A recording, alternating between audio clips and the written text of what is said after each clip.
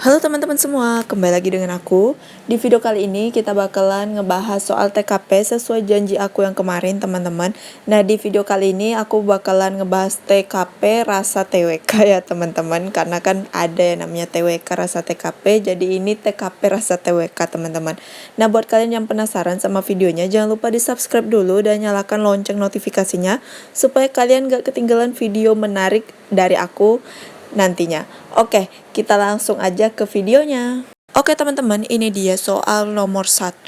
Dampak korupsi tidak hanya menimbulkan kerusakan kehidupan jangka pendek, tetapi bersifat jangka panjang. Sikap Anda sebagai ASN. Oke, ini dia soal TKP-nya teman-teman, TKP rasa TWK. Kita baca ya optionnya. A. Mempelajari modus, ini bukan modus teman-teman, aku salah ketik, ini modul ya. Modul korupsi secara detail akan menjauhkan dari tindak pidana korupsi. Oke, ini menurut kalian gimana? Kita keep dulu ya, kita coba lihat yang lain. B. Mendapatkan contoh nyata modus tindak pidana korupsi akan menjauhkan diri dari korupsi. Oke, yang ini kita keep. Kemudian yang C. Memastikan kesadaran anti korupsi sehingga muncul niat memberantas kemudian mempelajarinya. D. Mempelajari dampak tindakan korupsi akan meningkatkan pengetahuan dan menjauhkan diri dari praktik korupsi.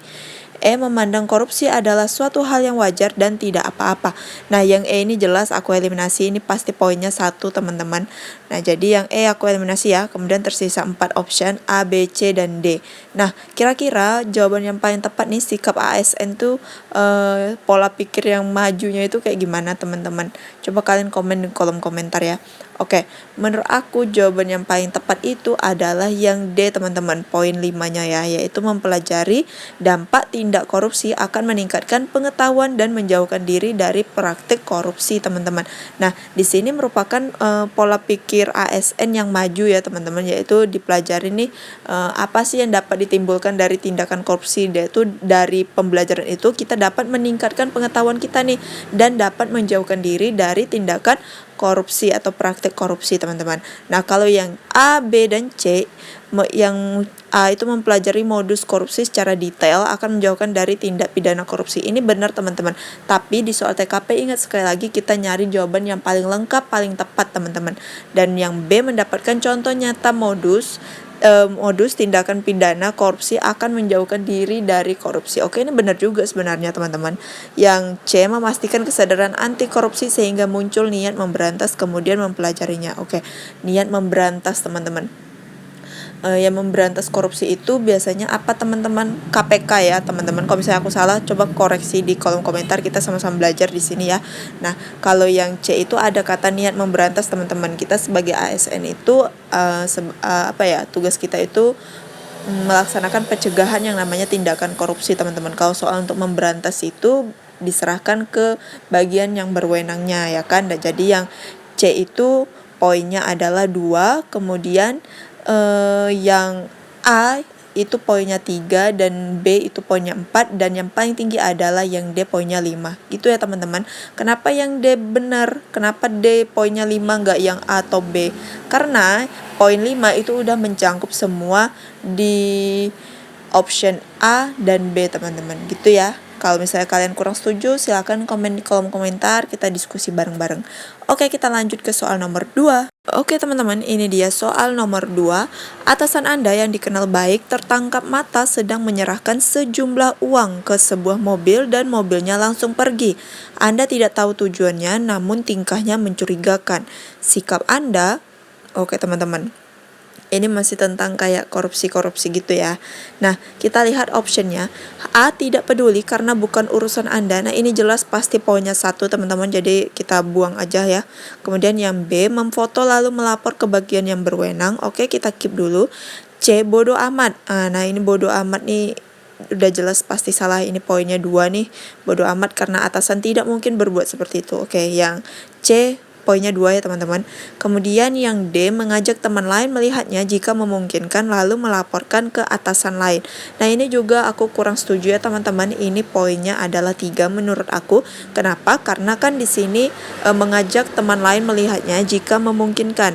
Nah ini berarti kayak kalian membuang-buang waktu gitu teman-teman. Kalian udah jelas kelihatan nih atasan kalian tuh berbuat curiga, kenapa kalian harus manggil teman-teman kalian buat menyaksikan juga gitu teman-teman, padahal kalian pasti bisa entah memfotonya atau apa gitu kan. Nah jadi yang D ini kurang tepat, aku kurang setuju. Jadi ini yang D kemungkinan poinnya adalah 3. Kemudian yang E, memfotokan lalu mengirimkan kepada pimpinan yang bersangkutan. Oke, antara B dan E mana nih teman-teman? Ini sama-sama memfotokan ya. Kira-kira mana yang benar? Ini masih gampang ya teman-teman. Oke, jadi jawaban yang paling tepat itu adalah yang B teman-teman. Nah, yang B itu poinnya 5 ya. Itu memfoto lalu melapor ke bagian yang berwenang. Oke, bagian yang berwenang itu bagian yang biasanya menindaklanjuti tentang tindakan korupsi teman-teman. Biasanya di suatu instansi itu adalah bagian yang berwenang seperti itu teman-teman. Kemudian yang E, memfotokan lalu mengirimkan kepada pimpinan yang bersangkutan. Oke, ini aku tadi ralat sedikit ya teman-teman. Nah menurut aku yang E ini adalah poinnya 3 dan yang D itu adalah poinnya 4 teman-teman. Kenapa? Karena masih lebih baik yang D daripada yang E. Kalau yang E, memfotokan lalu mengirimkan kepada pimpinan yang bersangkutan. Maksud dari kata pimpinan yang bersangkutan itu adalah si atasan tadi teman-teman. Nah gitu ya. Nah kalau misalnya kalian memfotokan terus kalian kirim ke pimpinan kalian, nanti takutnya apa ya, ada rasa kayak kayak kesel gitulah teman-teman, kayak wah kayak jadi terfitnahkan gitu, dia merasa kayak diri dia terfitnahkan gitu teman-teman. Jadi yang E itu kurang tepat ya. Jadi menurut aku yang E itu poinnya 3 dan yang D itu 4, kemudian yang C itu 2 dan yang B itu 5 dan yang A itu ada 1 gitu ya teman-teman. Coba kalian komen di kolom komentar gimana pendapat kalian. Oke, kita lanjut ke soal nomor 3. Oke teman-teman, ini dia soal nomor 3, pertikaian karena perbedaan pandangan antara agama, suku, ras, dan golongan tidak mencerminkan nilai Pancasila. Anda pekerja di SD dan dimintai pendapat agar nilai Pancasila dapat diterima anak usia SD dengan baik. Maka sikap Anda: A, memberikan contoh sikap yang mencerminkan nilai Pancasila. Oke, ini boleh ya teman-teman, kita keep. Kemudian yang B, siswa diajak dan dilatih untuk membudayakan 3S. Oke, 3S itu adalah apa teman-teman? Salam, senyum, sapa ya. Nah, jadi yang B ini kurang masuk sama konteks soalnya teman-teman. Jadi yang B ini aku eliminasi. Ini kemungkinan poinnya 3 atau 2 ya. Kemudian yang C, melatih siswa untuk rajin beribadah. Nah ini juga melatih siswa untuk beribadah itu baik, tapi tidak ada sangkut pautnya dengan soal teman-teman. Jadi ini aku eliminasi. Ini kemungkinan poinnya 1 ya teman-teman. Kemudian yang D, memberikan pelajaran pendidikan kewarganegaraan. Oke, ini boleh kita keep. Kemudian yang E, menanamkan disiplin terhadap siswa melalui berbagai cara. Oke, yang E ini juga aku eliminasi teman-teman. Kenapa? Karena di sini ada kata melalui berbagai cara. Nah, berbagai cara itu maknanya bisa negatif, bisa positif teman-teman ya kan. Nah, jadi yang E ini aku eliminasi, kemungkinan poinnya 1 ya teman-teman. Oke, kemudian kita lihat antara A dan D, itu menurut kalian apa nih jawaban yang paling tepat? Oke, kalau menurut aku jawaban yang paling tepat itu dan mengandung poin yang tinggi adalah yang A teman-teman, yaitu memberikan contoh sikap yang mencerminkan nilai-nilai Pancasila teman-teman.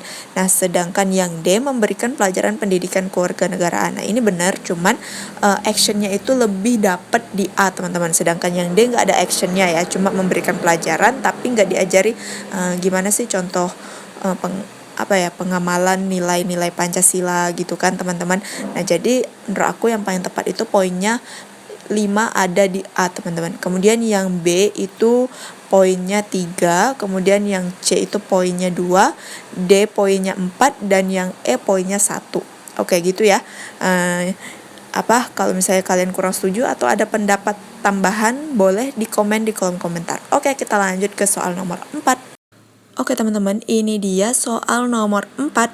Arif adalah mahasiswa dan ketua humas di organisasinya.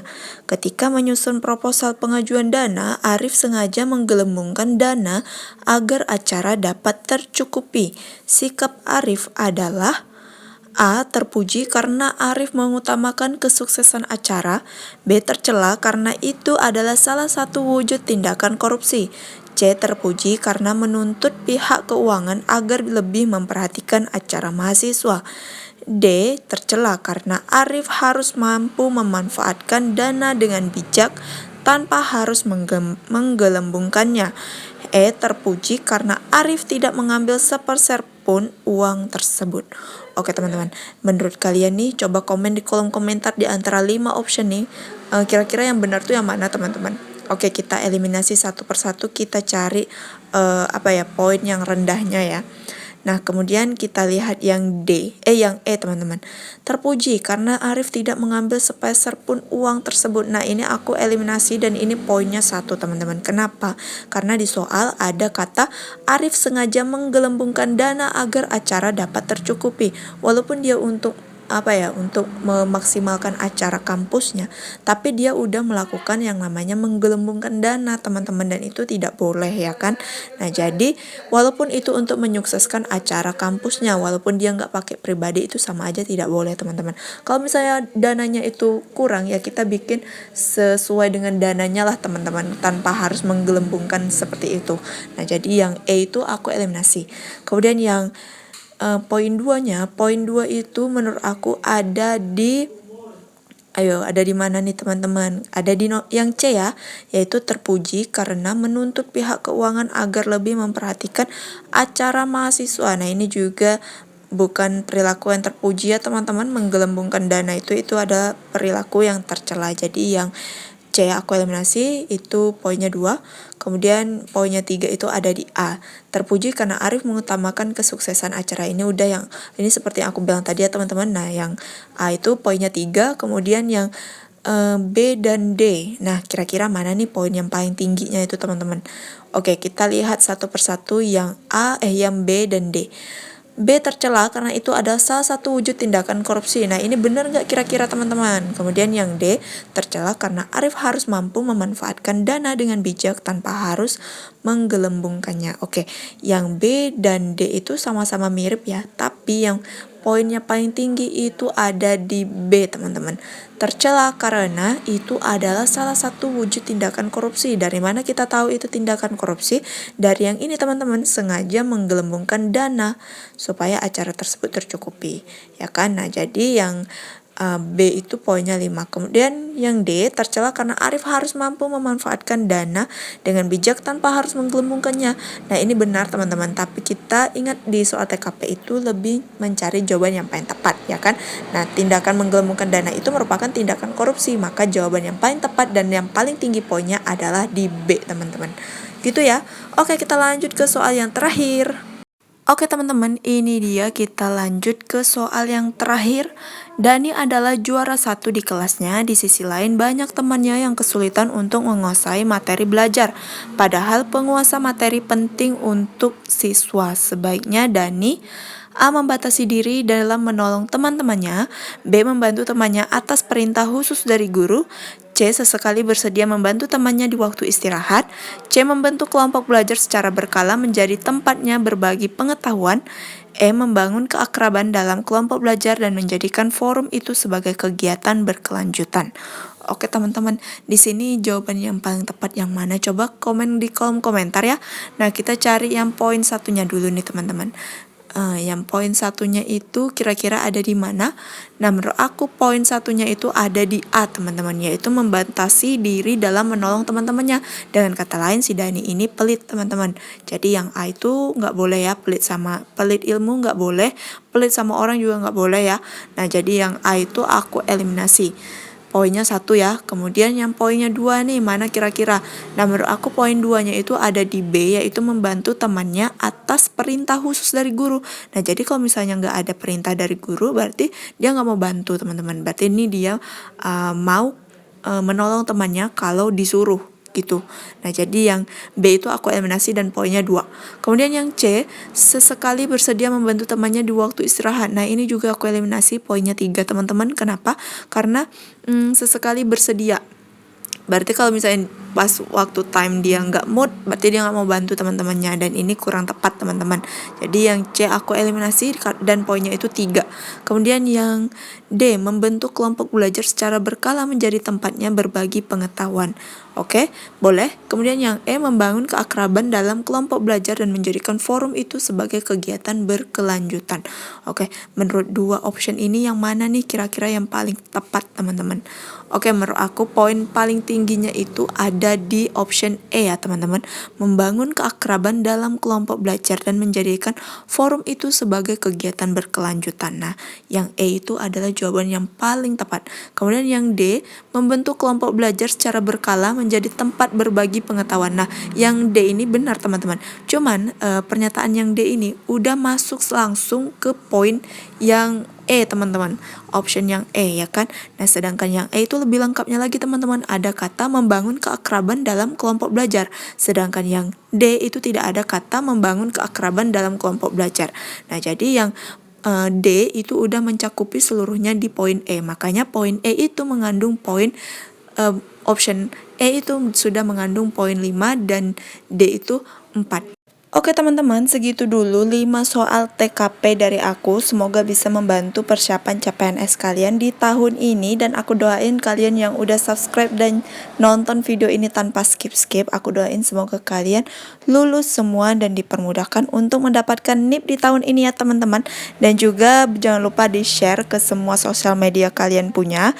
Dan juga jangan lupa di-like video ini kalau kalian suka, dan di-subscribe dan nyalakan lonceng notifikasinya. Aku ucapin buat kalian semua yang udah subscribe dan udah nonton video ini sampai akhir.